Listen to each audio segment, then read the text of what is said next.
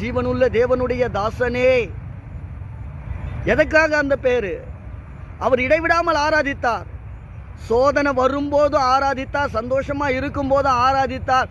ஆராதனை சந்தோஷமா இருக்கும் போது மட்டும் ஜீவனுள்ள தேவனுடைய ஆராதனையில பங்கேற்கிறவர் தானியேல் கிடையாது. என்ன நடந்தாலும் இடைவிடாமல் ஆராதிக்கிற ஒரு உத்தம தாசர். தேவ பிள்ளைகளே, இந்த நாளில் நீங்களும் ஒரு முடிவெடுங்க. கர்த்தருக்காக வைராக்கியமாக வாழ்கிற ஒரு வாழ்க்கை எப்படி இருக்கணும் தெரியுமா?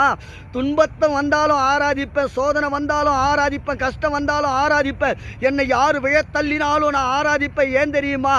என்னை விழத்தள்ளுவது மனிதனாக இருக்கலாம், ஆனால் என்னை தூக்கி நிறுத்துகிற தேவகரம் அது என்னோடு கூட இருக்கிறது என்று சொல்லி வைராக்கியமாய் வாழ்ந்த தானியேலுக்கு தான் தேவன் அற்புதத்தை செய்து சாட்சியாய் வாழ வைத்தார். அந்த சாட்சி என்ன தெரியுமா? யார் அழிந்து போவாங்க நினைச்சாங்களோ அவங்களே வாழ்த்துகிறார். ஆம் ராஜாவே, நீர் என்றும் வாழ்க. தேவ பிள்ளைகளே,